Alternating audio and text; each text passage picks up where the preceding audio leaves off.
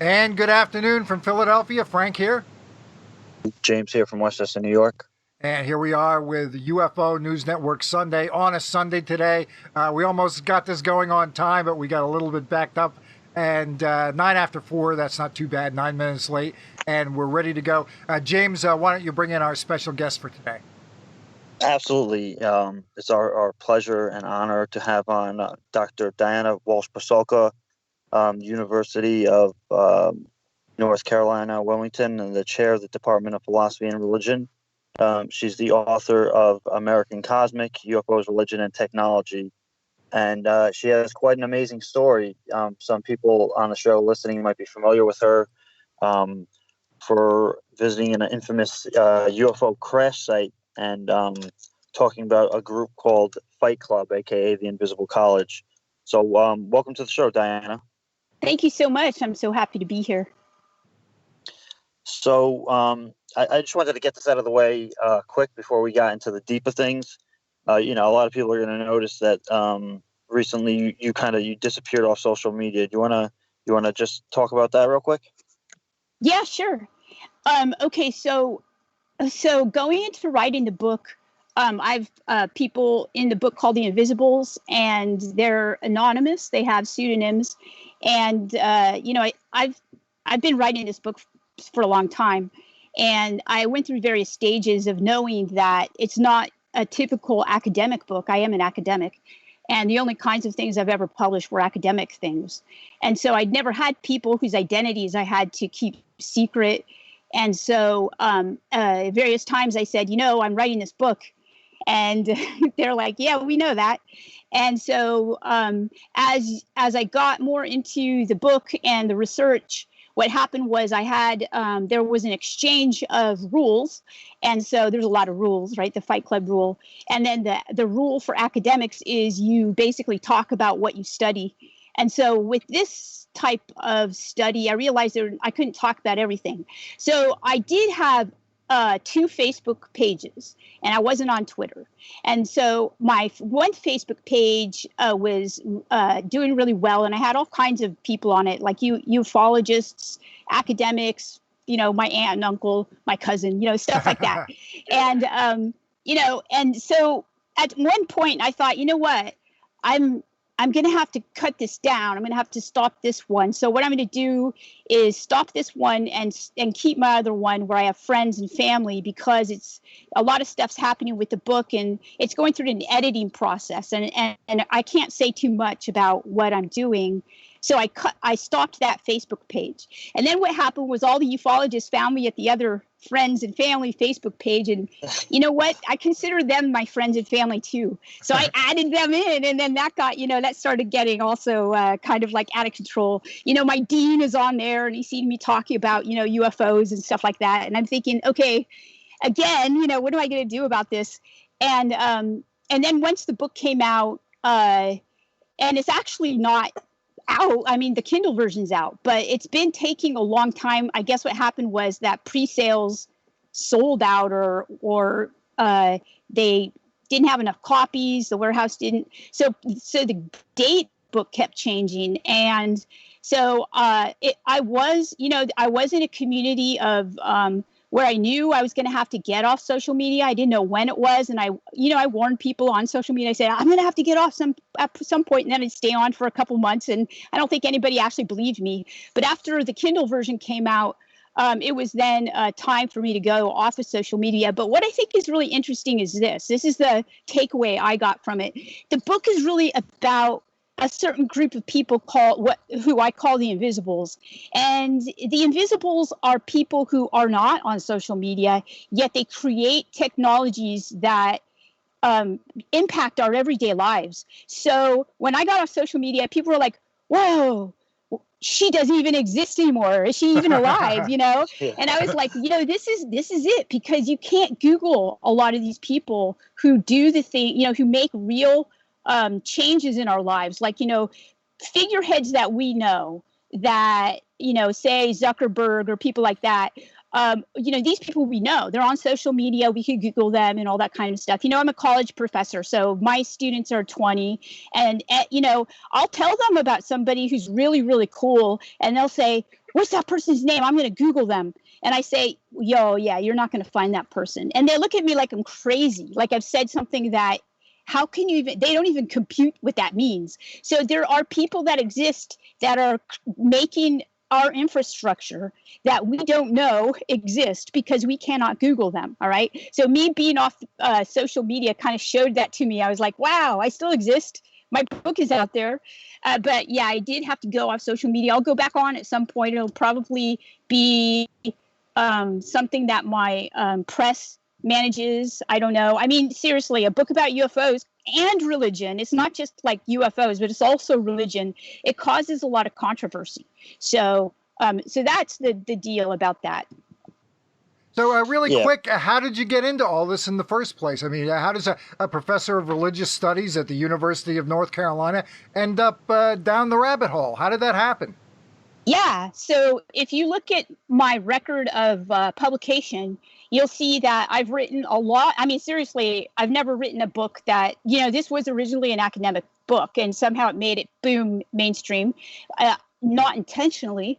But what happened was that I was with a colleague and I had written this book about, my specialty is Catholic history. And so I had written this book about this doctrine called purgatory, which is about souls who aren't good enough to get into heaven.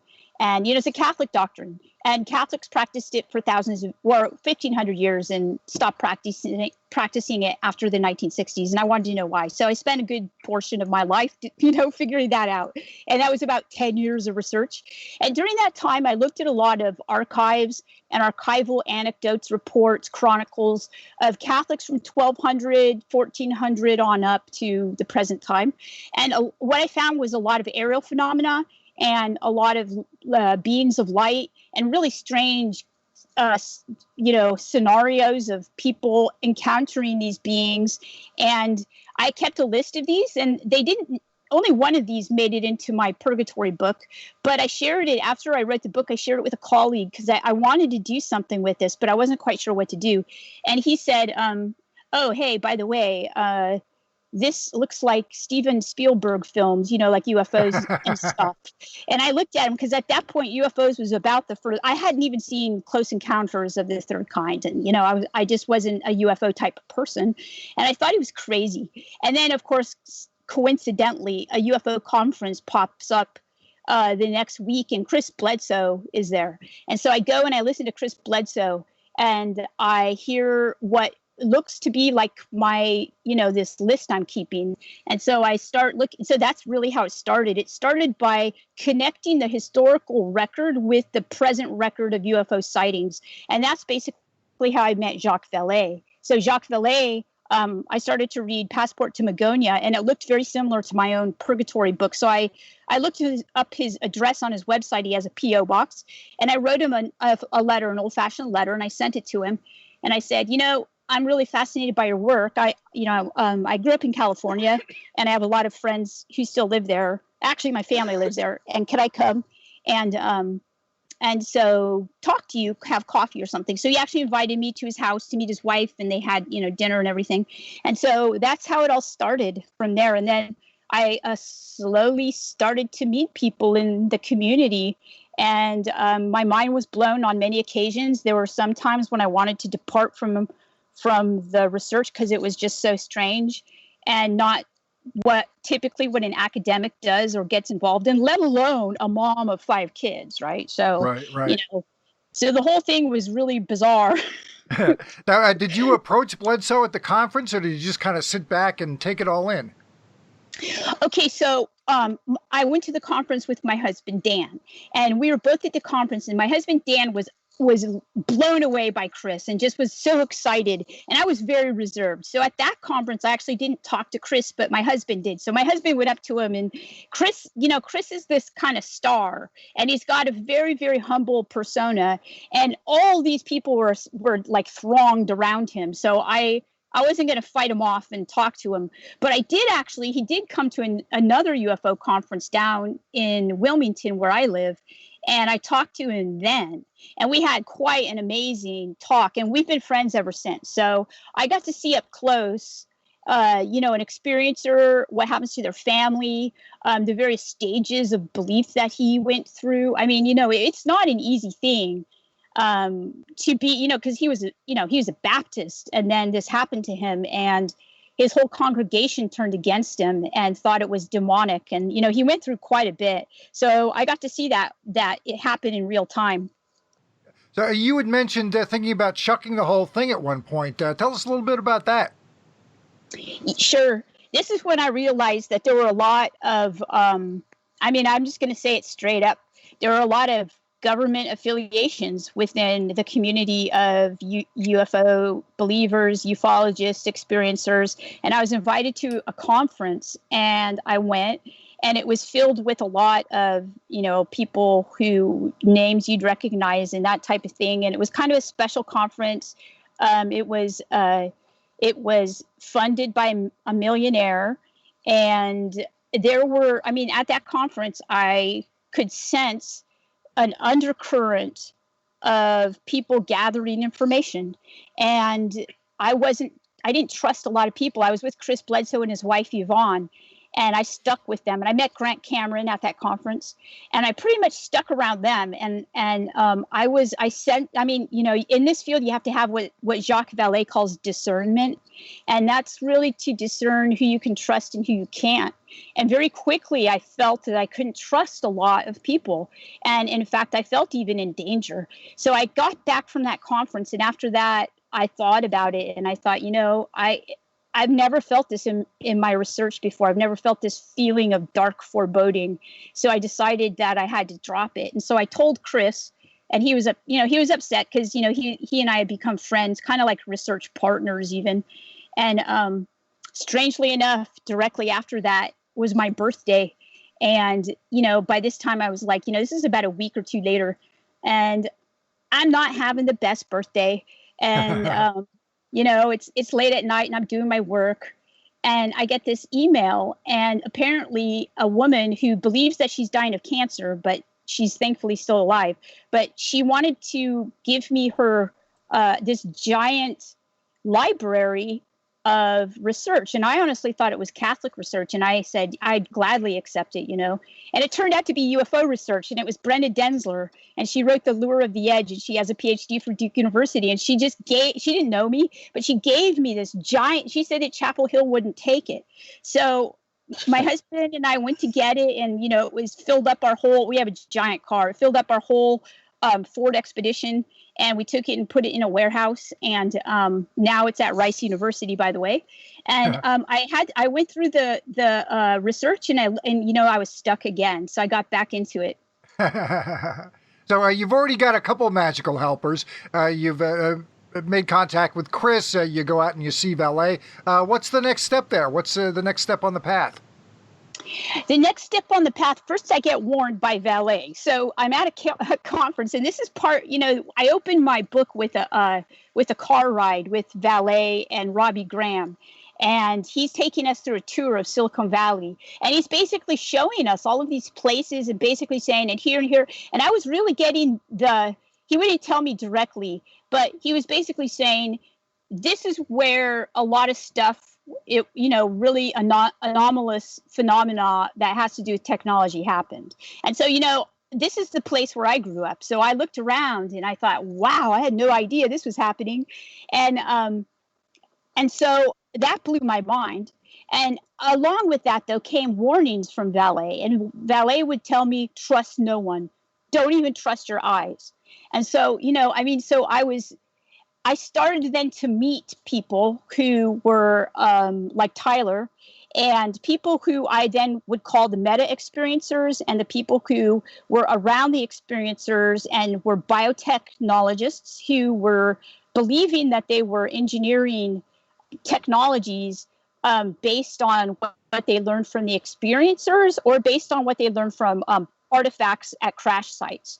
So this was something that I thought was mythology. There is a mythology called Prometheus, and it's an ancient Greek myth, and it's basically about a man god, helping humans survive survive by giving them technology. And I thought this is kind of like the modern myth of it. But the problem with that scenario, and I put it out there in the book, is that this myth is actually real. So I didn't quite know how to articulate that. I can't say that in the book. I can't say, well, wait a minute, these technologies are actually real technologies and we actually use them.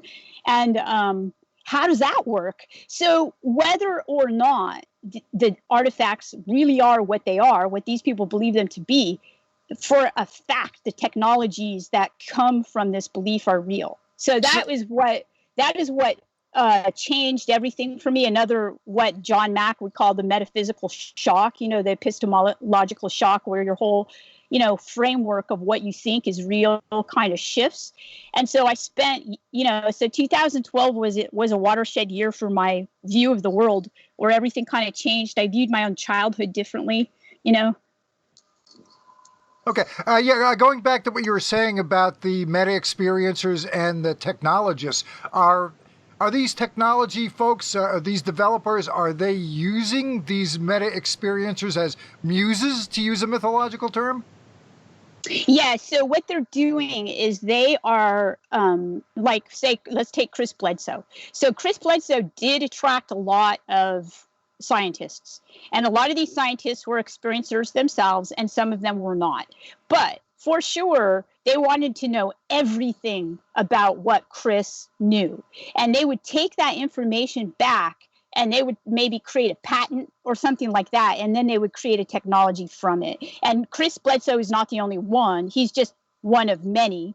And so it wasn't just the experiencers, but it was also the artifacts that were being used in this way.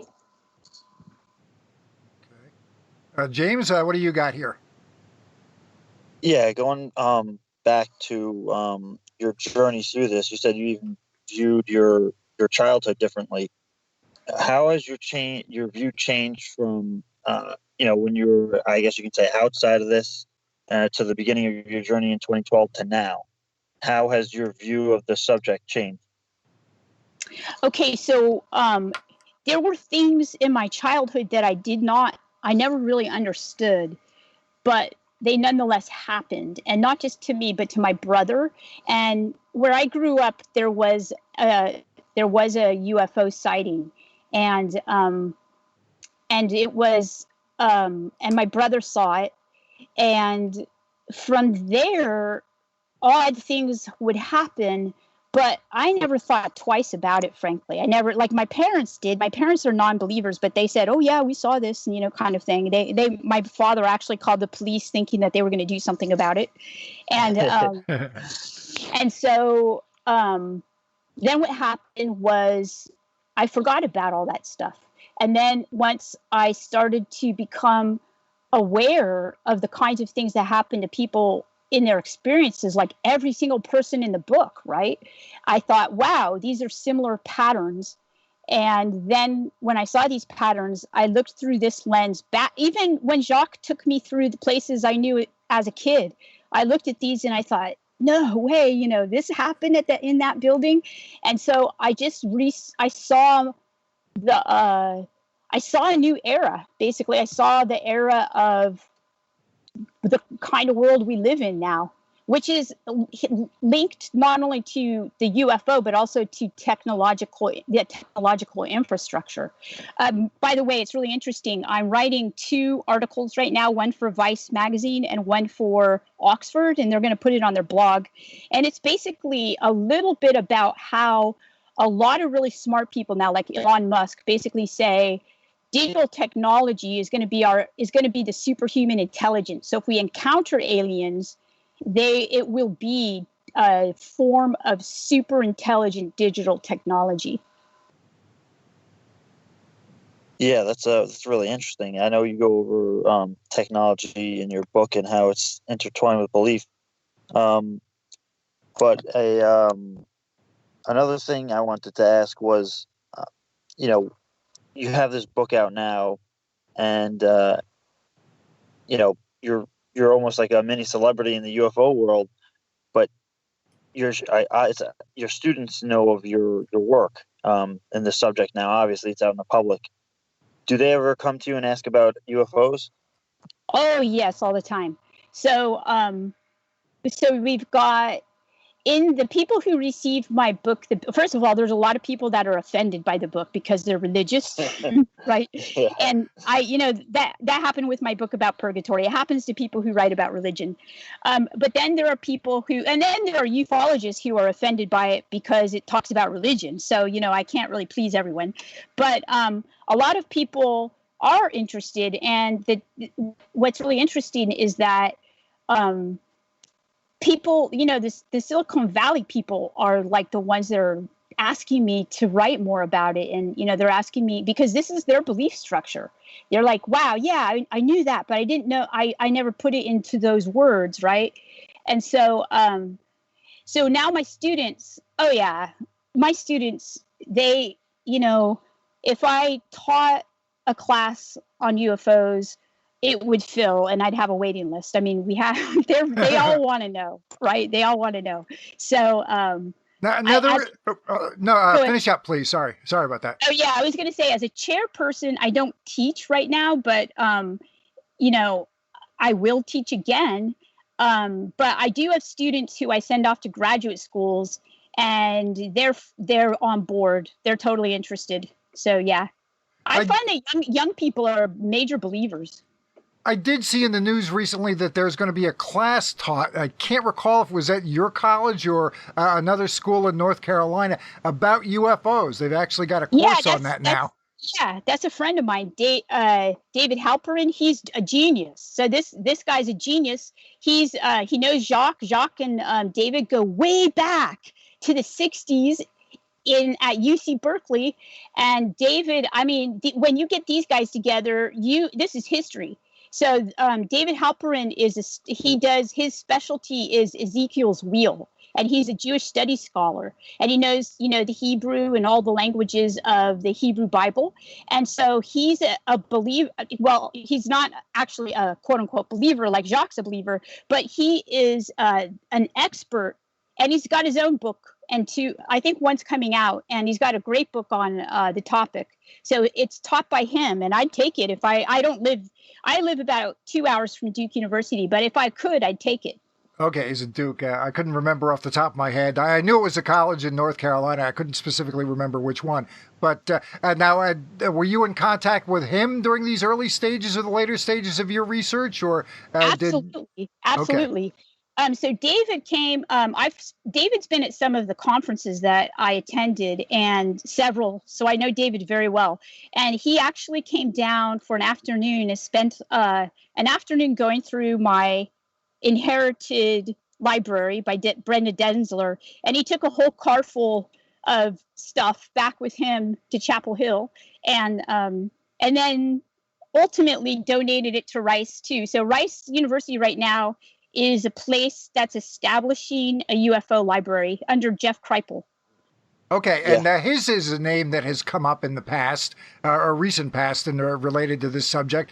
And you are either planning to or have debated him. He seems to be of the opinion that increased knowledge and acceptance of this UFO thing is going to be the end of religion, and you think otherwise. Is that about right? Yeah, that's right. That was at Ohio State. And Jeff is a great friend, and he is, in my field, he's well known, and he's really changed the field of religious studies to include the study of UFOs. And it was one of his books, by the way, you should not miss this book. It's called Authors of the Impossible. And there's a great chapter in there on Jacques Vallée. It's called The Future Mythology of Folklore, I think is what it's called. It's really a great chapter, and it changed my life when I read it. And Jeff has actually changed my life. So Jeff was actually a person who was asked by my press to blurb my Purgatory book, and somehow we got talking about UFOs, and we realized that we knew a lot of people in common. So we started working together, and we're very good colleagues. We co-organize a lot of different not a lot of organizations, but a lot of different conferences. So with this debate, it went like this. So Jeff thinks that you won the debate, right? Well, there was no winning. Yeah, there was no winning or losing. It was basically that I said that I think that belief that you could you could show that there's this historical tradition of beings from the sky coming down and interacting with humans, and that this somehow enriches human life, and that this is not so far off from religion anyway. So religion is capable of absorbing, and in fact, if you look at Catholicism, there's no official position on UFOs, right? Some Catholics believe it, some Catholics don't.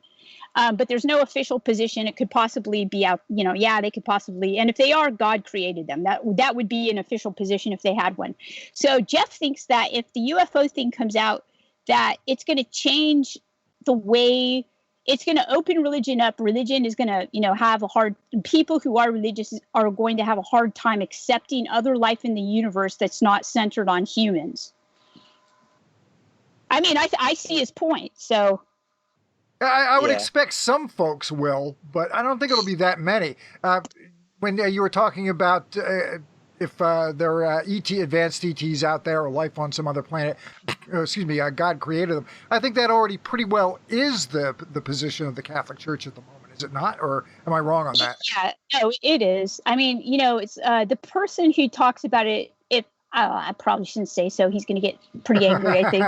Is Brother Guy Consolmagno, and he's the director of the Vatican Archive. And he's he's not going to come out and say anything about the topic because he just doesn't know. But he said, if there, and by the way, you could read this in his book called, of course, I can't remember the name now. Gosh. Anyway, so there's a picture of an ET. It looks like the Sistine Chapel, Adam and man kind of touching each other, but it's an alien instead. And Guy Consolmagno wrote that with Paul Mueller, who's a Jesuit priest. And they do talk about extraterrestrial life and what would the church do if that were the case. And, they say, it's not such a problem as people think it is. It's like, so there is, and, if there is, there is. And if there isn't, there isn't. But it doesn't change fundamentally the Catholic and Christian idea that, there's this all-loving God who created the universe, that God could very well have created other beings other than humans. Yeah, well, even in the late 90s and the early 2000s, you had Monsignor Balducci talking about that. That's right, exactly. Yeah. He was almost, he gave that hierarchy as, if we're humans, we're probably the lowest form of intelligent life in God's universe. And, there are more advanced beings and going up to angels, But given we're talking about the, Jeffrey Kripal and Steve Halpern, what has been the atmosphere among your colleagues in the university since they've, caught on that you're involved with this subject? So seriously, it's been very positive. I've, last year I won my college's highest research award, and I'm a full professor, so you can't kind of go higher than that. And I've been asked to be promoted to an associate dean, and so it hasn't really affected my career at all so far. Yeah. You were talking about. Oh, go ahead, James. Sorry about that. No, I was going to say you haven't received any pushback. Really, it's generally been a positive thing. I've been asked to speak at Harvard. I've been asked to speak at the Commonwealth Club where presidents speak. I've been I've been asked to do plenary speeches. This is all within the last 2 months. So I've Publishers Weekly wants to interview me. They've given me a starred review. That's one of the most prestigious things that can happen to an author. So so far I have not received the John Mack treatment. Yeah. And I don't know if you know. Yeah, I don't know if you know what that is, but oh yeah, we know all about it. But well, why don't you Let's go through that for some folks that aren't familiar. He ran into some problems at Harvard when he was doing his research. Yeah, so John Mack was someone who seems untouchable. He won a Pulitzer Prize for one of his books. He was a research. So when I give these identifications to the types, there's like, if you look at lawyers, there's the partner, and then there's the the associate and then the junior partner and that type of thing. He was the highest at Harvard. He was a research professor, and he had won a Pulitzer Prize. And so he decided he was going to do this study on people who believed in UFOs and contact with extraterrestrials. And his research, he's a psychiatrist, so his research revealed that they were not crazy, right? That they were just normal people who had an extraordinary phenomena happen to them. And this was just crazy for people at Harvard. So people at Harvard, the hierarchy, the deans and that type of thing, investigated his research protocol, which was unheard of. And so he went through, I think it was a year, he had to hire a lawyer. And he had to Alan Dershowitz. Yeah, exactly. Yeah. And he had to defend his academic freedom to do this. And so that put a chill on the study of UFOs for academics. We call it the John Mack effect. Oh, don't study that. And still, if my students want, to study that, I tell them, I say, no, you can't study it now. You've got to wait until you're a tenured professor, and then you can study it. I hate to say that, but I'm just trying to help them. Yeah. I'm just going to throw in a little quick anecdote I happen to know about Mack, and it really got my attention. When he was embarking on his studies into the experience or phenomenon, the abduction phenomenon, whatever you want to call it, one of the people he consulted was another guy who was at Harvard at the same time, another professor, a guy named Thomas Kuhn. Yep, exactly. Yeah, yep. Exactly. Who is the author of The Structure of Scientific Revolutions. And he's the guy who coined the phrase paradigm shift. That's right. Brilliant guy. And the advice that he gave Mack, which Mack recounted in an interview years later, but has stuck with me, is forget about science. All you're looking to do is to try to gain knowledge. And that has stuck with me. That's my goal now in my own armchair studies, is just try to gain knowledge about this subject. So I went off on my little tangent here, and now let's get back to the action. Sorry about that. No, Frank, that actually segues. Yeah, so I actually quote that very passage in the conclusion to my book, where I talk about James's research. And James is a scientist who I feature in the second chapter of my book, and I go back to James in the conclusion, because James is an incredible researcher, one of the most incredible people I've ever met.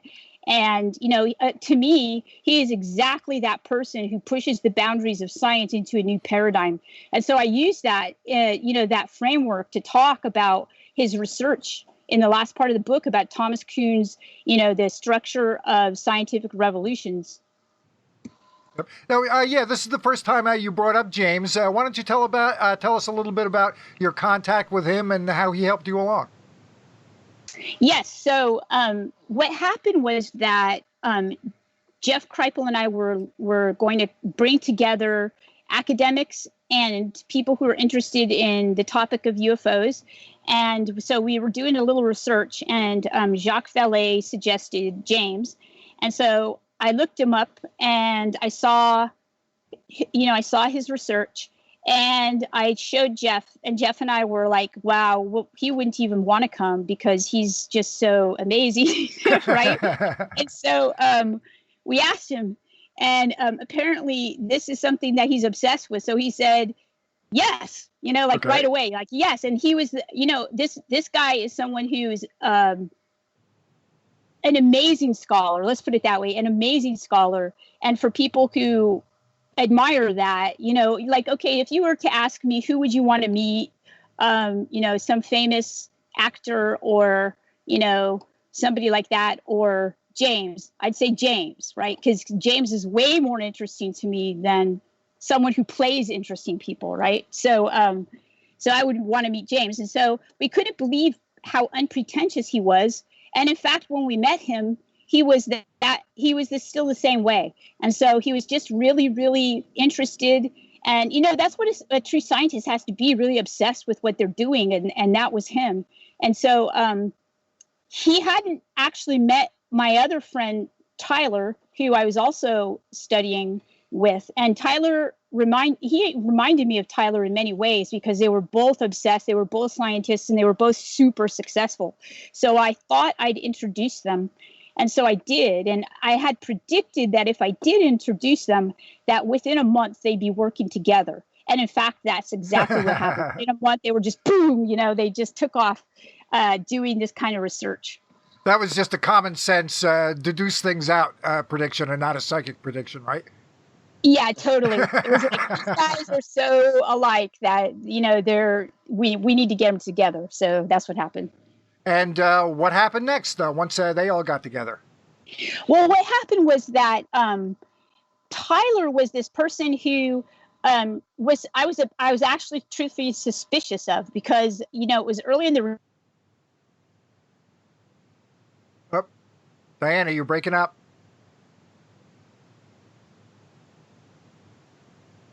Uh-oh. Hello? Hello, Diana.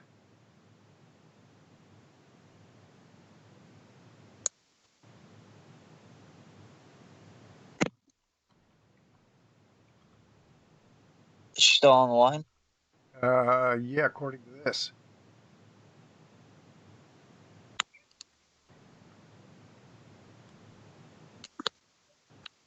We had this happen with Kevin last week, so let's go ahead and let's make a phone call. All right.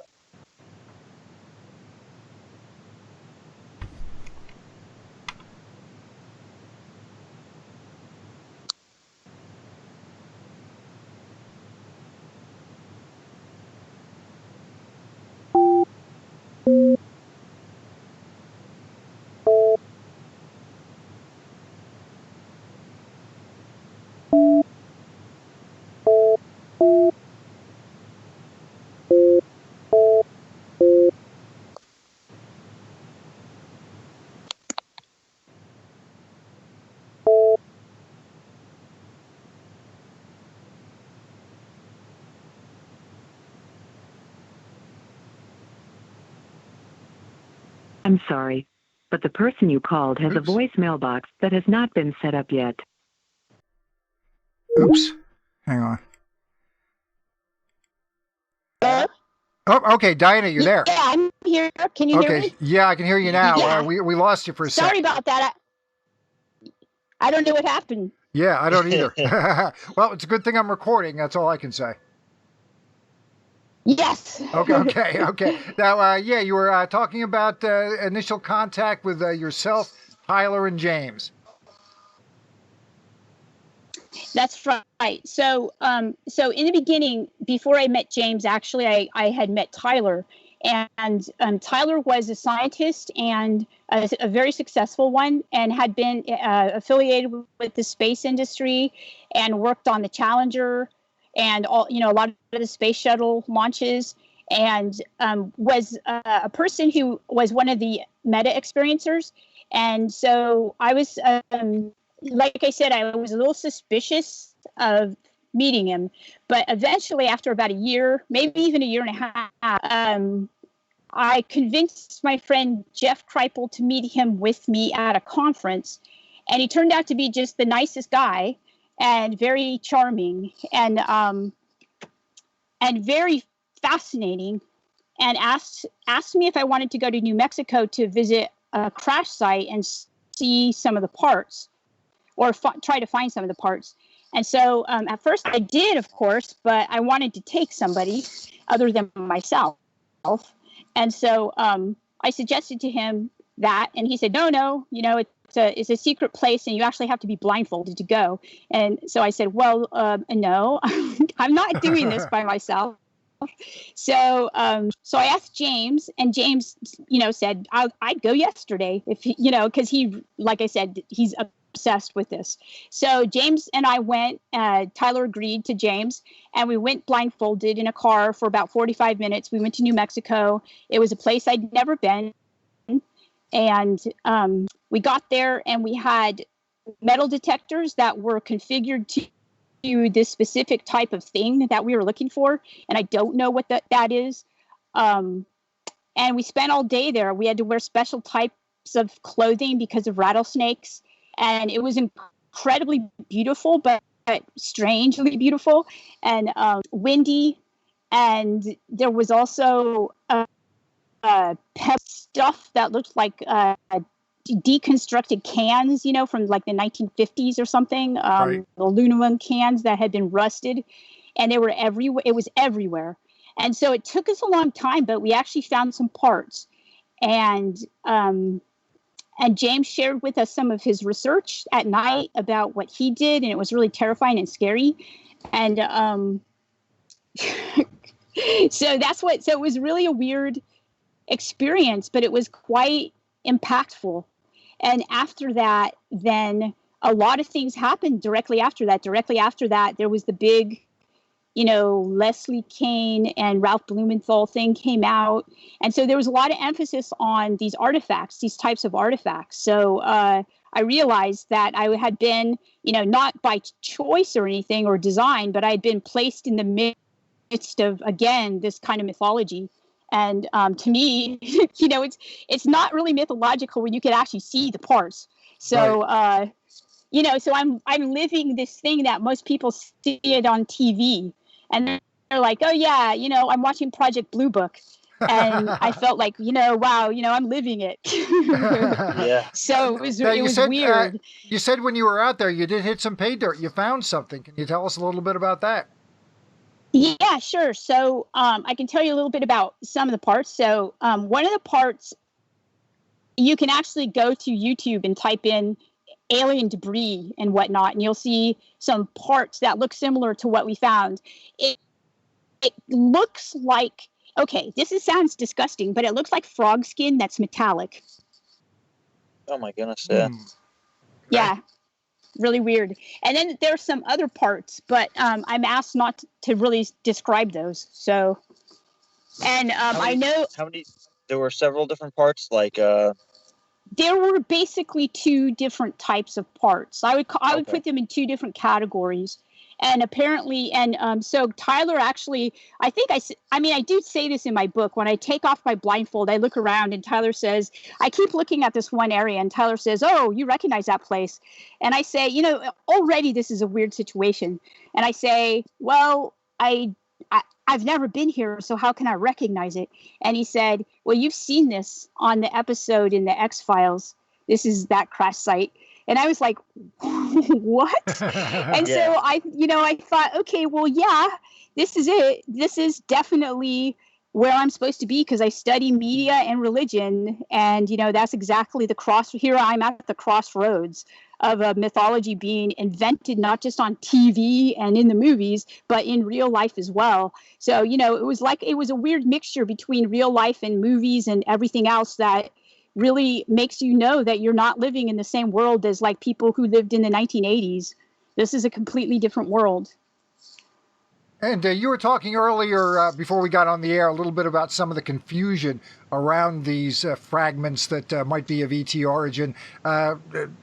When the story first came out, it was in conjunction with a story about the Pentagon study, and it had been mentioned that these materials do exist. I think some people got confused that these aren't necessarily in government hands, that a lot of the stuff that is under study, a lot of these fragments are actually in private hands, so you're not going to be able to file FOIA requests about those. But can you tell us a little bit more about that and clear some of that up for us? Yeah, sure. So this is just from my perspective. From my perspective, I read, of course, when you do a study like this, and this is why it takes so long to do, is you read everything you can. And so I'd read about, Corso, right? And Corso being the guy who supposedly, he's, the book is The Day After Roswell, I think is called. And so basically his contention, true or not, is that he had these parts and he brought them to private industry and he told them that it was Chinese or Russian parts and that they needed to back engineer them. And so now this new guy, Tyler, is like Corso, but instead of taking these parts and giving them to private industry, he finds, because he's able to find people like, James, he finds people, and he says, these are the kinds of, he compiles a team of people who can help him engineer biotechnologies from these parts. And so that basically is what was going on, but it was not like what was happening, in Corso's time, it happened differently. And this time it's happening in this way. And so it's not like these parts, say the government, does the government own them? I don't know, right? I don't know, but I do know that private citizens own them. And some of them, but so the parts that we have are, these aren't Bigelow's parts, or these aren't TTSA's parts. I mean, they might have the same parts. I actually don't know. I'm not a scientist, and I'm not privy to any of the parts that they have at all. So I can't say anything about them. But these are, in fact, I don't even know where these parts are. I'm a lowly religious studies scholar. I am not, I am not James, I am not a Tyler. So I don't have the parts. And if I did have them, I wouldn't even know what to do with them. In your book, you do mention that that Tyler and James had commented on, initial comments about the artifacts. Do you want to say what they initially thought about the artifacts? Yes. So, okay. So both, or at least Tyler believes that they are crashed, craft. Okay. James, being an academic scientist, entertains that might be true, but it might not be true. So the thing I like about James and even Jacques Vallée is that they don't conclude if they don't know. I mean, they're just honest scientists. So James basically says, I just know that this couldn't have been made on Earth. And not only could it not have been made on Earth, it doesn't even look like it could have been made in the universe. And then I didn't even, how do you process something like that? So Jacques basically looks at me and says, it exists because it's absurd. And I'm like, oh, that's exactly it. So, one of the things I like about Jacques Vallée's work is that he's so incredibly intelligent with respect to everything, not just philosophy and science, but, he also basically, says these things are like Japanese koans, they're just like, we don't know. They wake us up. And, what's the meaning of them? I don't know, but they make sure that we know that the world is weirder than we think, right? So that's, a koan, a Japanese koan of Zen Buddhism is this type of thing. That makes your rational mind, it fatigues your rational mind so that you can, be awakened to the true strangeness of existence, which is really beautiful and strange. And a UFO sighting will do that. And apparently these parts have done that as well.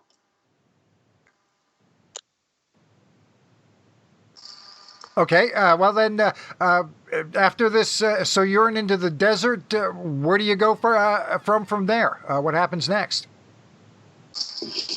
Okay, so from there, I write my book. So okay. I write my book, and I turn it in, and it's Oxford University Press, so they're quite academic. Well, not quite. I mean, they pretty much define academic stuff. And so my editor is, she loves the book, but she's also horrified by some of it. And she says, you can't say this. And I say, I'm like, well, but it did happen. And she said, but why would that happen? Because these things don't exist or something like that. And I said, well, look, even though you and I know maybe it can't happen, let's just go along with it, because this is what, I tried as much as I could to keep in all the parts that needed to be kept in. And in the meantime, there was this billionaire who asked me if I would go study at the Vatican Archive, if I would go study the Secret Archive, if I could go study two saints who were said to levitate and also to bilocate. And I said I'd do that. And then as I thought about that, I thought, I should actually take Tyler with me, because Tyler has expertise in this type of thing, in things that go up in the air, right? Right. And aerial phenomena and stuff like that. And I thought, I bet you it was just an intuition. So I proposed this to the funding team, and they said, great idea. And so we headed to the Secret Archive. I could get in. I had the credentials to get in. It's not an easy place to get into. And but Tyler did not have those credentials. However, the credentials he did have got him in, and got him a lot of access. And plus, he was able to make a lot of connections there to people that I would never have the ability to connect with. So a postulator who's he's the past papal advisor. His name is Father Gumpel, and you can look him up online, actually, on Wikipedia. He's a Jesuit. and another priest who I don't identify by his real name because I don't think he would be happy that I'm associating him with the study of UFOs, frankly. Okay. But he was incredibly helpful. And so we go and we look at the manuscripts, and I think I sent you some of those manuscripts and pictures of those. Yep. And we also got to go to the Space Observatory up in Castel Gandolfo, which is about an hour and a half outside of the Vatican, in this really incredible, beautiful town, which is on a volcano, and there's this volcanic lake, and there's this observatory and telescope. And Brother Guy, who I had known, had invited me to go and look at what they had, their archive there of space research. And so there was a whole section on extraterrestrial research. And so we spent, 5 days or so, just like basically living in that archive, looking at every single thing I could possibly look at. I mean, it was just, I'll go back. Tyler's already gone back. And so there was just a wealth of historical information about aerial phenomena of the past. And it was there that I also realized that one of the people that I was there to study, who's a Spanish nun, Mary of Agreda, from hundreds of years ago, she had actually was said to have bilocated to New Mexico. And it struck me one day as I was in the archive, and I looked up at Tyler, and I looked at him, and I said, Mary of Agreda, she went to this place in New Mexico, and is this the place we went? And he looked at me, and I could tell by his face that he wasn't going to say anything, because I'm not supposed to know, where we went. So I didn't push it.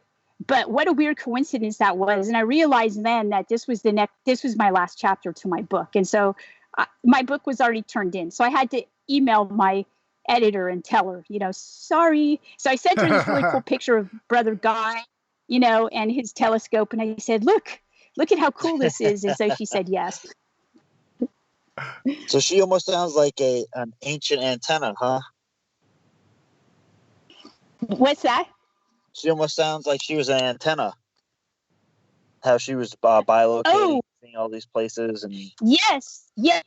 So actually, George Knapp kind of pointed that out. Was that sounds like he's talking about the biomarkers of the people who can make contact, and that Mary of Agreda may have had those or something. So I hadn't thought about that, but maybe that's what I was doing. And so a lot of times in my research, what I found with this book in particular was that I'd do it and I wouldn't know what I was doing until about a month later. And I'd look back on it and I'd say, wow, that's what I did. And that's why I did it.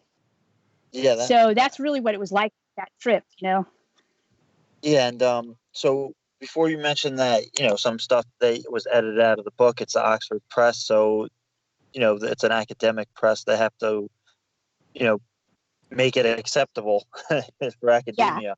Yeah. Can you talk about any of the stuff that was edited out or completely taken out? Or can you not comment on that?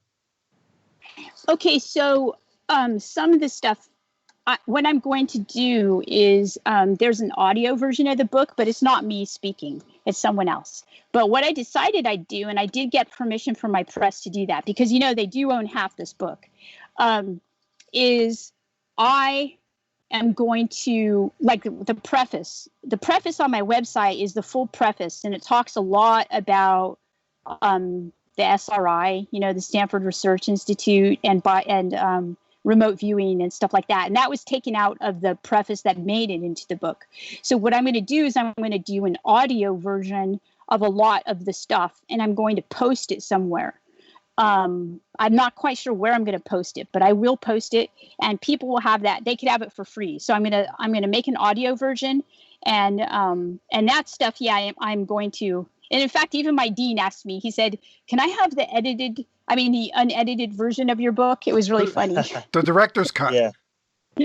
Yeah, exactly. Well, you're more than welcome to host it at the UFO News Network YouTube channel. We have no problems with that, right, James? Oh, of course, yeah. I'm going to take you up on that then.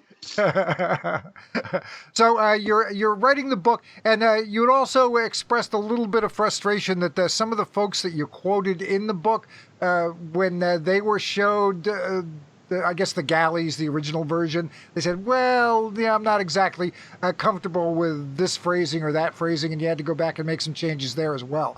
Is that about right? Yes, but that's okay. I mean, I'm just grateful that the people who agreed to be in the book um, are in the book. Every single one of them is a fascinating, wonderful person who I've learned a lot from. So I just owe a debt to these people. I mean, seriously, James, I think you have a hard copy of the book. I don't even have a copy of the book yet. Oh, So really? yeah, as soon as I get my hard copies, because I get, I don't know, like 15 or 20, I am going to send them out to everybody in the book. But I haven't even received them yet. It's a beautiful book. It is. It's very well done. Oh, thank you. Even the cover is beautiful, and I've heard nothing but great reviews from people in the field that, especially the hardcore researchers, mostly the people that are really, really deep into it, not kind of like the surface people looking at UFO sightings. The people that are really deep into the actual phenomenon have said excellent things about this book. Wonderful. I'm so happy to hear. But let's talking about those the Invisible College or Fight Club. I do want to talk a little bit about that. But sure. Why were you able to even include Tyler and James in a book? Right. Okay, so this is a good question. That's like, you always have to ask those questions, huh, James? Yeah, I mean, to what degree? Yeah. Okay, so I asked that question myself, and I never really got a satisfactory answer other than that what's being said in the book is entirely it should be said. Okay. Yeah.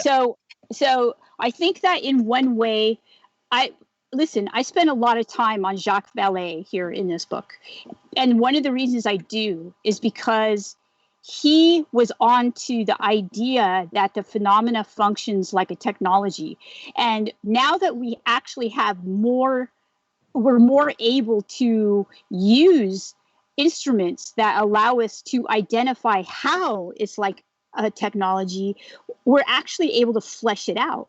So I have Tyler and I have James, and I have some pretty dense scholarship chapters in there that a lot of people are going to hate, I think, if they're just looking for just this UFO book.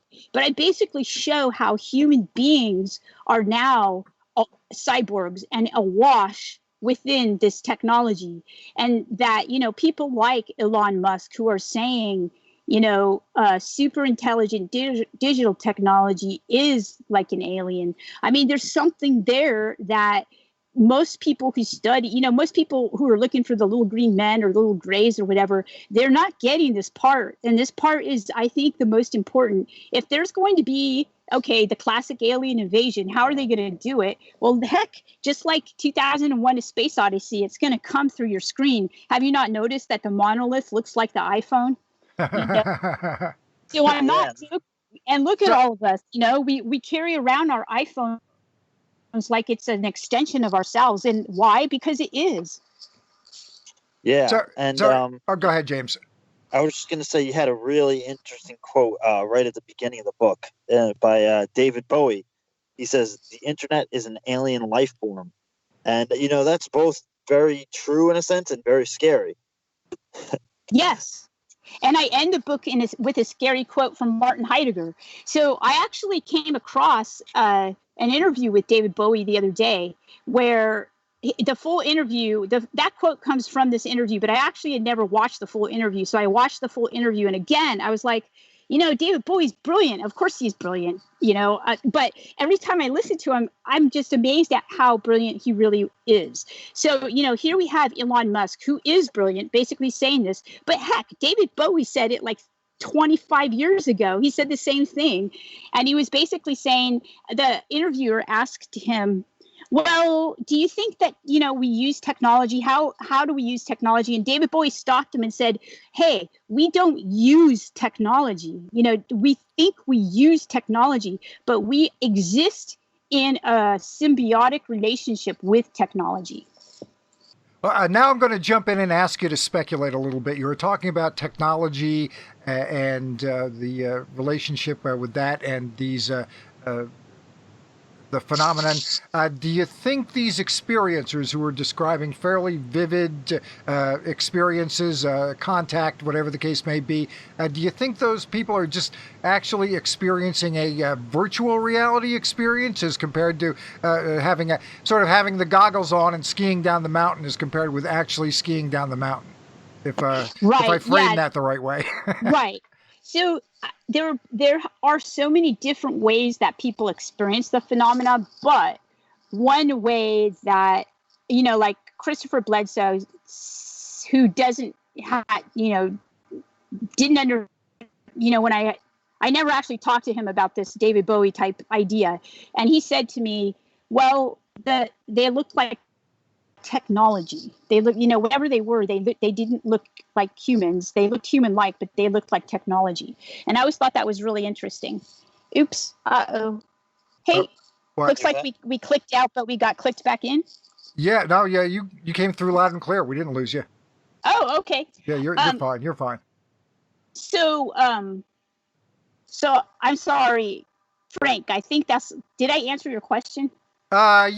Yeah. I think I lost that's the train fine. of it. I know. I was asking you to speculate. I know that gets a little hairy sometimes with academics. That's right. Virtual reality. Yeah, like Joseph Burks, like his idea. Exactly. Yeah. Joseph Burks is fascinating. I had interviewed him a few times because he has a lot of very, very interesting ideas about, when people experience these things, what are they experiencing? And I think people who are interested in phenomena, I don't know if he's written a book, but he should write a book just to get those ideas out there. Yeah, I keep harassing him about that. He said he's going to do it.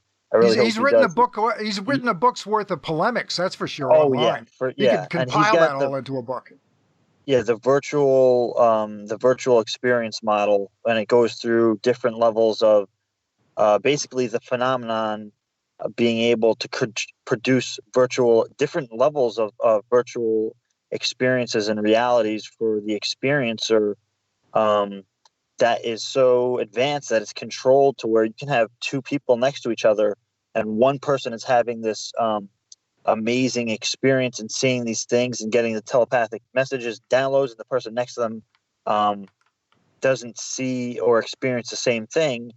But he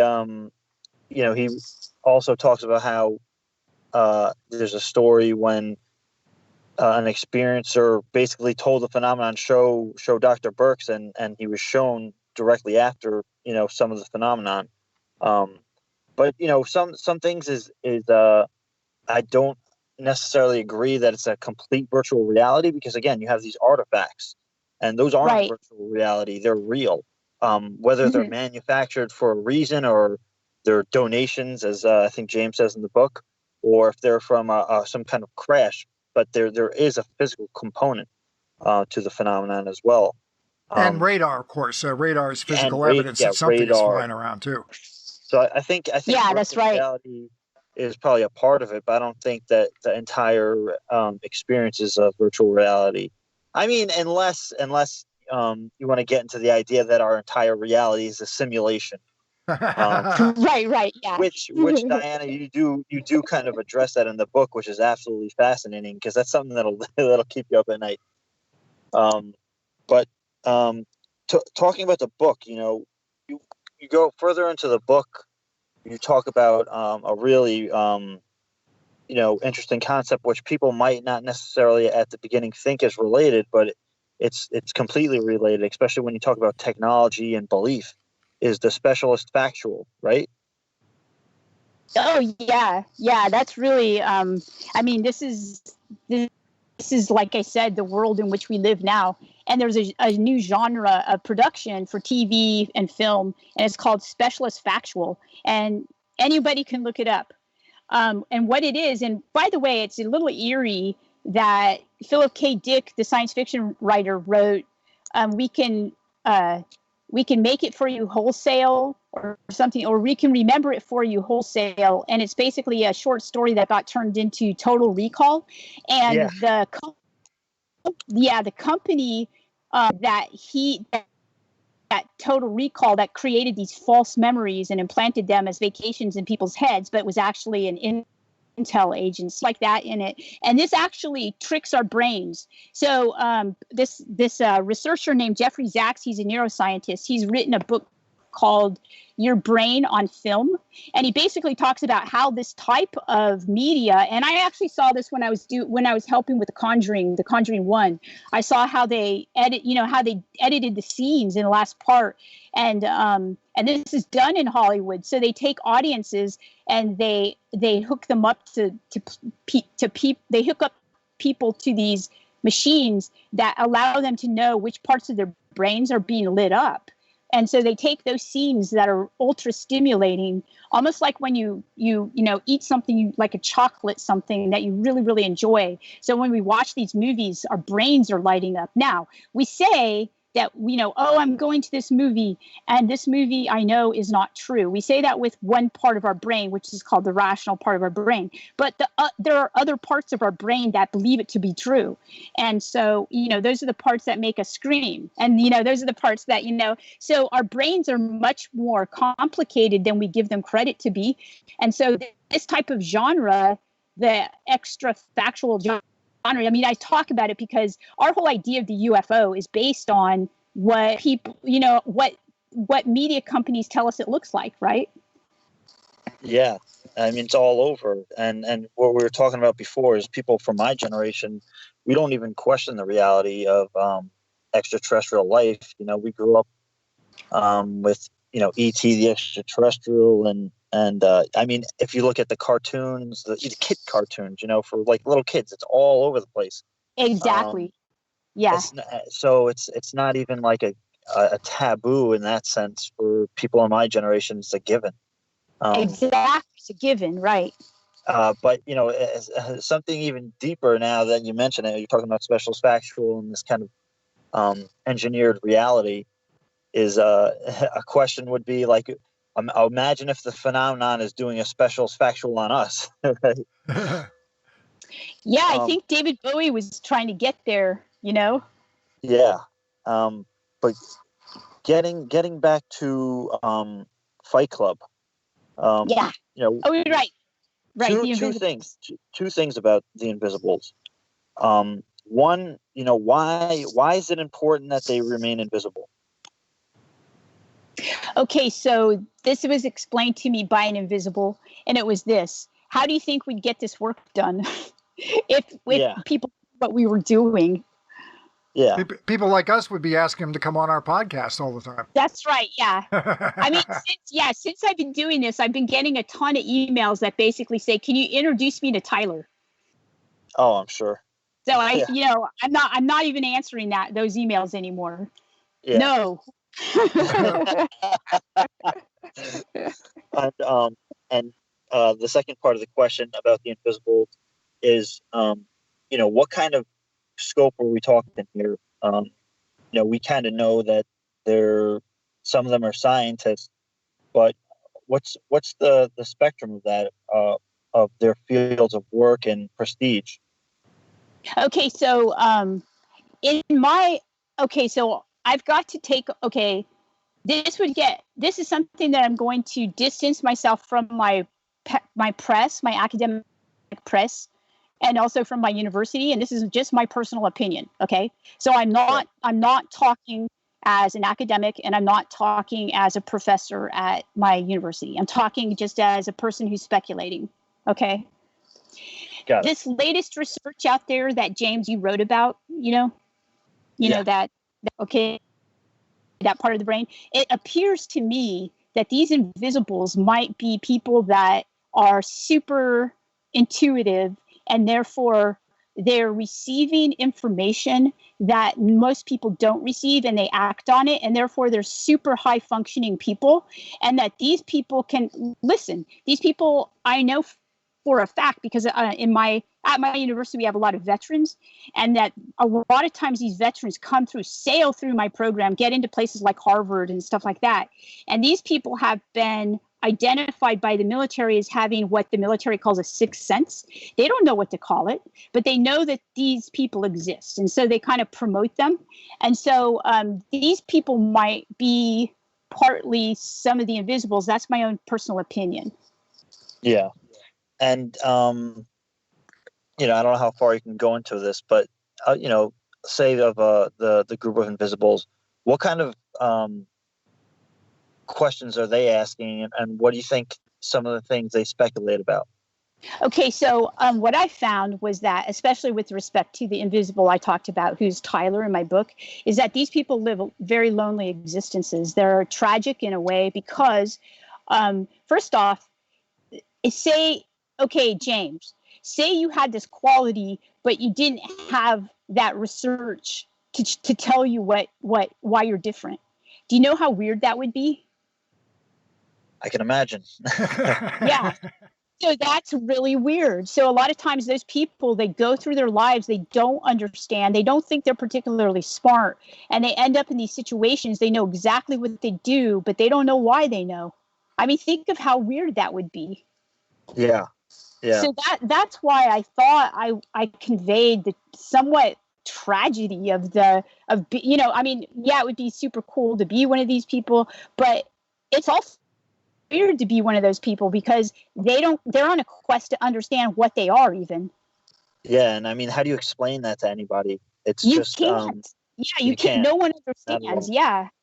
And you can try, and even no matter how credible and solid and down to earth and grounded you are, you tell a close family member about that, and if they haven't seen it themselves, even a very close friend or best friend that sees you as highly intelligent and credible, you start telling them about that, and you see their eyes wondering, like, is this person? They're probably it cracks their reality. Yes, and they push it away. Yeah. They don't know how to take that information and what to do with it. So there's like a defense mechanism that goes off, and they they just disidentify with what you're saying. So you were studying these kind of things in Catholicism, where these saints were having experiences, which if a UFO researcher looked at it, they would look at it as like a UFO experience, a contact experience. How did you go from looking at those kind of religious experiences about these saints being visited to kind of like the modern thing with orbs and modern visitations and what we would interpret as UFOs or extraterrestrial or the phenomenon?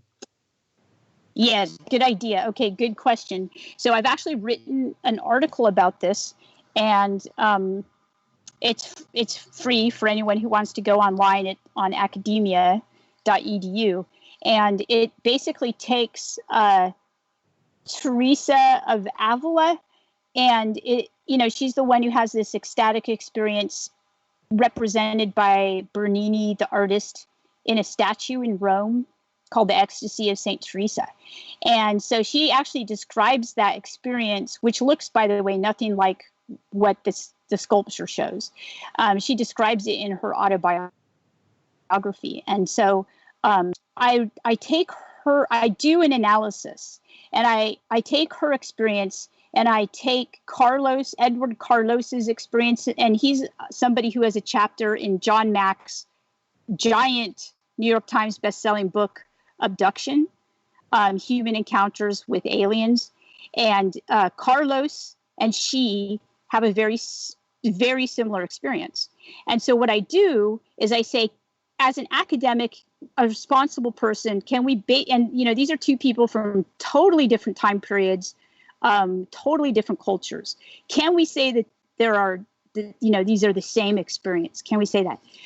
Well, no, we can't say that. But what we can see is the processes in which, once these people have these experiences, their experiences then get filtered through different types of media. In her day, it wasn't the type of media we have today. But, you know, like what happened to Carlos was he had these experiences and he thought they were somewhat angelic experiences.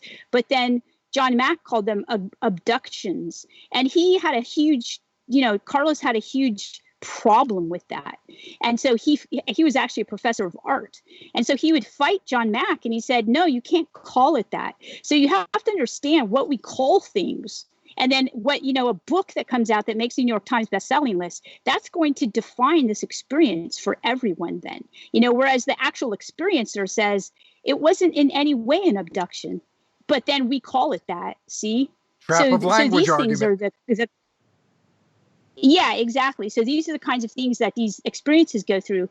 I think that, I mean, I personally think that people are going to still, I mean, the reason I started to study this was I realized that the things I studied in the past are still happening to people. People are still having very profound experiences with things that come down from the sky. Orbs, you know, whatever you want to call them. Yeah. Also,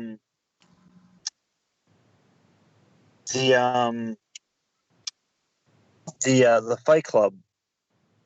What's their importance going forward in the involvement with these kind of issues? Okay, so when Jacques wrote in the 1970s, he wrote a book called The Invisible College. And The Invisible College, I think it was Alan Hynek, who actually coined that phrase, but it comes from a very old college. I think Francis Bacon, I could be wrong there, but someone from that early modern period coined the term. The expression goes back a ways. Yep. Yeah. So basically it was scientists who back in the day, if they did really, you know, paradigm shifting science, they would have had their heads cut off. Okay. So basically what Jacques and Hynek were basically suggesting with the term the invisible college is that you've got to do this science, but you've got to do it in secret. It's got to be something that you don't, because you could ruin your career like John Mack, right? Okay. So they called it the Invisible College. By the time, and by the way, this was at the end of the car ride when in the beginning of the book, in the preface, Jacques gives me this book, right? And he goes, read this. And I'm like, okay. So I read it and I realized later in my research that the Invisible College has actually turned into Fight Club. So Fight Club, which was a movie from the 1990s in which there's this guy who's actually invisible, but we don't know it, right? And so but the rule of this Fight Club, which is a bunch of people like who band together and they're all over the United States, they don't talk about what they do. And so what I found was that these researchers, their code was the exact opposite of the code that academics have, which is what, you know, you talk about what you do. Well, they don't talk about it. They can't talk about it. If they talk about it, they lose their jobs. So they don't talk about it. So that's why I called it the Fight Club instead of the Invisible College. Real quick, let me ask you, the UFO subject has gotten heightened attention over the last year or so for all sorts of reasons. Some academics are coming out and talking about it a little bit more openly, even some physical scientists. What is the opinion from the Fight Club as far as all that goes? Are they going to have to make some adjustments to conceal their identities a little bit more thoroughly? Are they making any plans? What are they doing about all this, and what do they think about it? Okay, so for some of the invisibles, that's the plan. It's all going as it's supposed to go. Okay.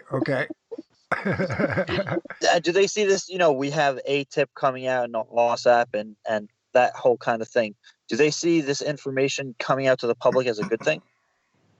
Yeah, the reason they see it as a good thing is because, you know, they believe in it. They believe this is the case. They want the people to know. They don't want to shock them too much. And do they realize that some of them might get outed, that some folks might figure out who some of these people are? They might realize that. Yeah. Now, James put together one meme from your book related to Tyler's protocol, where he's there might be some folks at home who get interested in this to the point where they might want to try a little bit themselves. They might be in a creative field where they're looking for ideas, that type of thing. And he talks about, let's see, tuning the body and the DNA, getting a good night's sleep, alcohol consumption, zero coffee, which I don't know about that, but that might be asking a little bit too Yeah. much. Diana, have you given up coffee as a result of this advice? Okay, yeah. So this is interesting. So in about here I am at 2:12. I take on the study. Then I recognize in almost 2:14 that 2014 that almost all of the very, very successful biotechnologists and invisibles that I meet, like super successful people, are all doing this protocol. And so I think to myself, I've got 5 kids. That many years ago, they were really young. They were like James. They were like your kids' ages, right? So like I'm going crazy. I'm like, I'm a mom. I'm like writing these books, and I'm frazzled. And so I said to myself, you know what? I think I'm going to try this protocol. I have to tell you that it worked. I quit Really? coffee. Yeah, that was the hardest thing I ever did. Yeah. I quit drinking wine. I started doing weight exercise and a little bit of not carbohydrate, a little bit of aerobic activity. I went outside, like they said, and got sun, which I never really do. Right. And I started to get sleep, and I started to sleep in, which, by the way, when you're a mom of 5 kids, is almost impossible to do. And my productivity, that's why I won that research award last year. My productivity just went through the roof. Really? I couldn't stop doing stuff.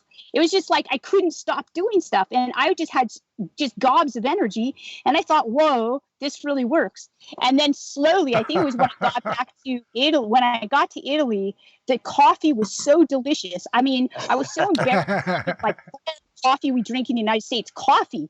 I was like, oh, I can't not drink this. So, and even Tyler had to drink the coffee. He was like, oh, what is this? I've never had something so beautiful and wonderful in my life. So the Italian coffee got me back on the coffee, but I pretty much still do this protocol. Yeah, it almost sounds like partially as an aesthetic, a withdrawal from some of even less like electronics and stuff like that. No caffeine and no alcohol. It's like a clearing of the body a little bit, that sounds something almost from like a spiritual tradition. It really does. That's why I recognized it. I recognized it right away as it's almost like a spiritual protocol, basically like a monk and, nuns do this. Yeah. Another thing that Tyler says to do, which I know is going to be very unpopular for all of your audience, as it is for me too, is basically he says that social media and a lot of what we look at on our screen creates a negative response in your brain. We get addicted to it through dopamine, and that's actually counter. You could go on it to do your work, but if you're on it all the time, it's going to mess with your antenna. Is what he says. It's true, because I took the other day on my weekend, I took 2 days off from electronics. Like I just disconnected and spent the whole time with the family, and I felt completely different. My mind was much clearer. There were less, in like Buddhism and meditation, you'd call them like less fragmenting of thoughts. Yes. It's completely, But getting back to the Vatican, did you guys, in a sense, find what you were looking for there? Did you find anything interesting or of note? Yes, we did. We actually are working on a project right now where I'm the head person on this project, where we did obtain which, by the way, I had to sign my life over for these.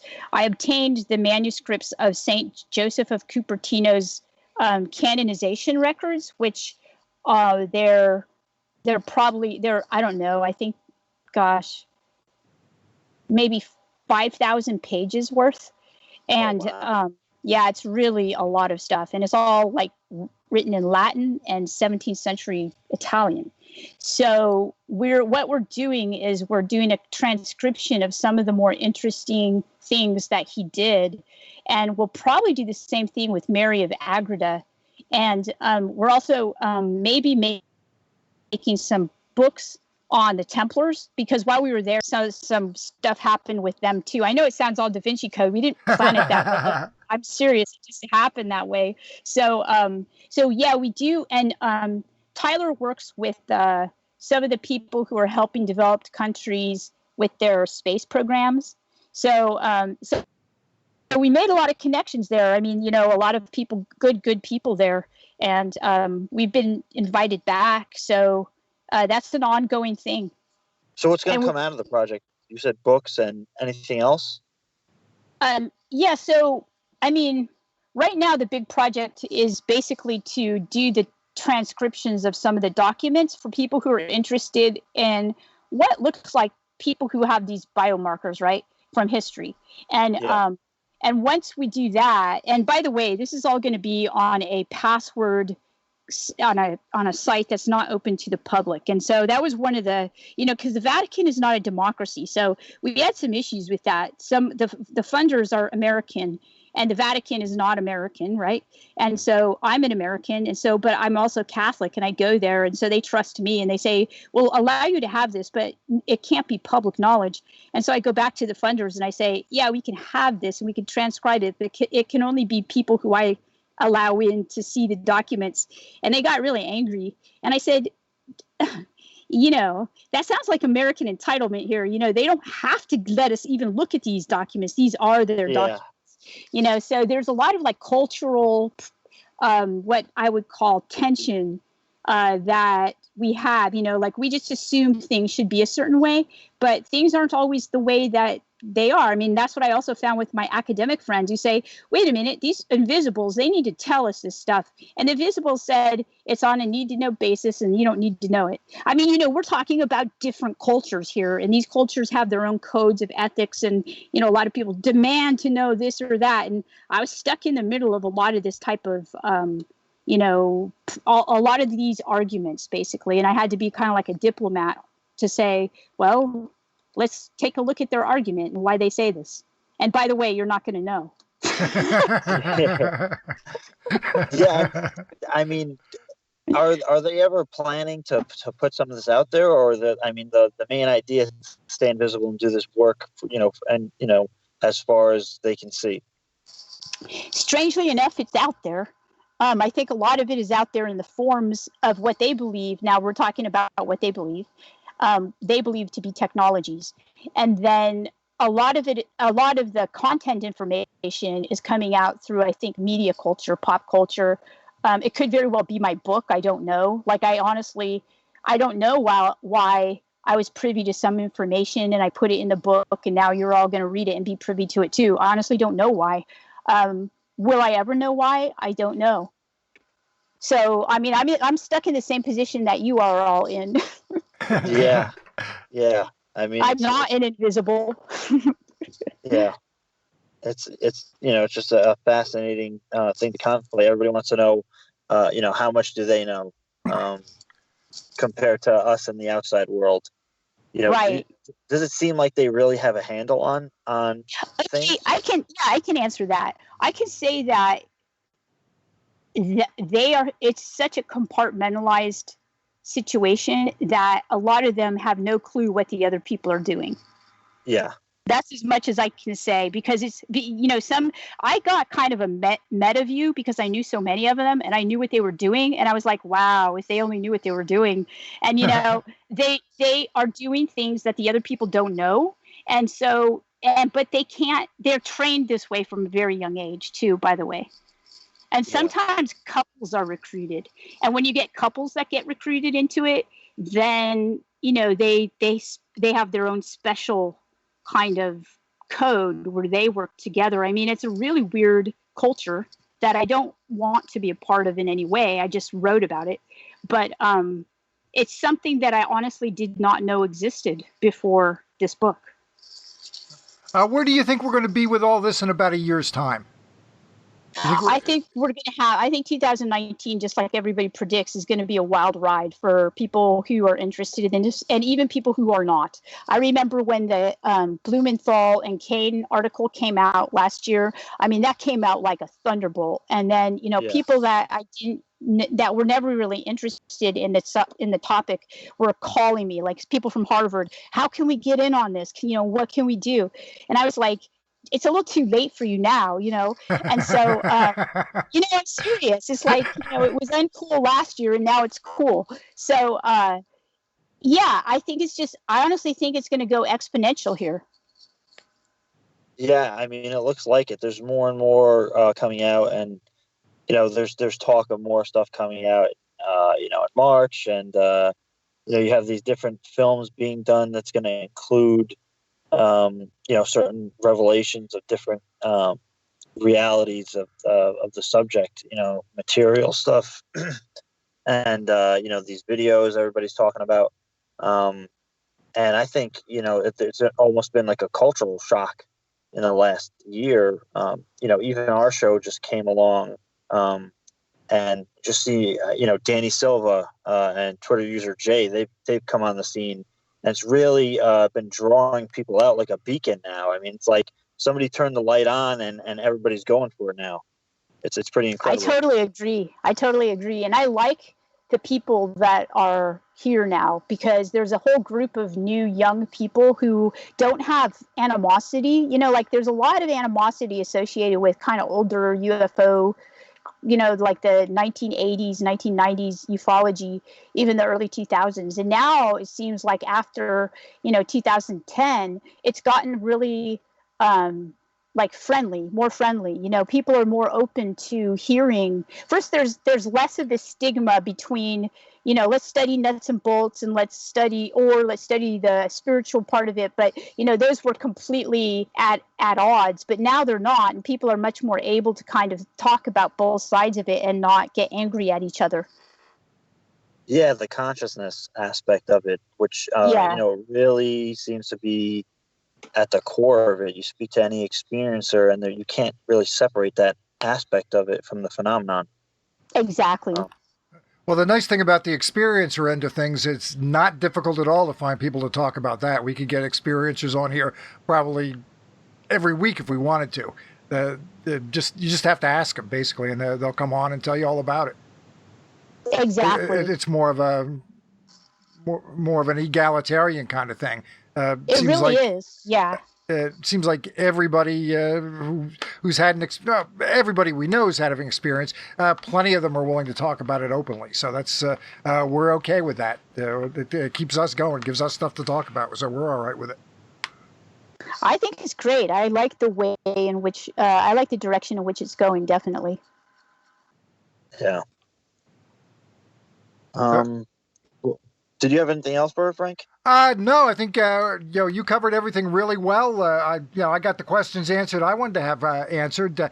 Is there anything that we didn't touch on that you want to share with us, Dr. Pasulka? No, just if you're interested, now that I'm not on social media, you can go to my website, and I'm going to start listing stuff that I'm doing there, like interviews that come out, things like that, developments. And that's AmericanCosmic.com. And if anybody wants to, get the book now, it's actually out on Kindle. And unfortunately, I don't think it's coming out in hard, or I guess it is in hard copy because James has one. But so it's AmericanCosmic.com. And I hope that they enjoy it. And I hope they enjoyed our conversation. I did. I know. I'm looking forward to it. I was hoping to get the hard copy myself, but didn't turn up. But I'm going to read it as soon as I get a chance. When do you know yet? Have a specific date on when the hard copy is going to be available? People like to order and get it right away. Right. So I think that what the problem is that the warehouse keeps getting depleted. So I think, James, you do have a copy, right? I do. I got it like two days ago. Danny Silva got a copy too. Okay, so people are getting the hard copies now. Okay. I think at least the people, because I know, both Danny and I ordered it along like months ago. And isn't it coming out on hard copy via Amazon in the middle of February as well? Yes, I think so. Yeah, so I think if you order from Oxford Press, yeah, that seems to be about it. So if you get it from Oxford, it comes directly from that warehouse, and you might get it sooner. And I actually have a code that I can give you after this show, and if you want to post it, it's a 30% off code. Oh, yeah. Yeah. That'll be nice. Okay. Yeah, it can only be used. It can only be used on the Oxford site. Okay. So Got to go to Oxford. Got it. yeah, so I'll give you that. I'll give you that later tonight. Okay. We'll Yeah. post We it can in the post that. description. A nice little Sounds premium good. for our listeners. Yeah, Well- and I got the book in like 2 days from when I got an email saying, "Oh, we're sending out your book." I got it in like 2 days. Wow, that's great. Yeah, I mean, I'm on the East Coast, but Danny was in Texas and saying he got it the same day. The warehouse is actually only an hour from me. It's in North Carolina, so You should go pick some up. I know. I don't even have it yet. That's so funny.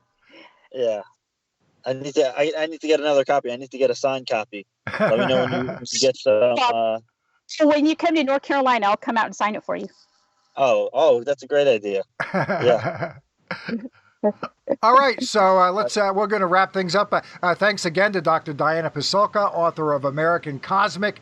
Get it, read it, enjoy it, and maybe pick up a few tips on how to improve your own life following Tyler's health regimen there, and give up that coffee.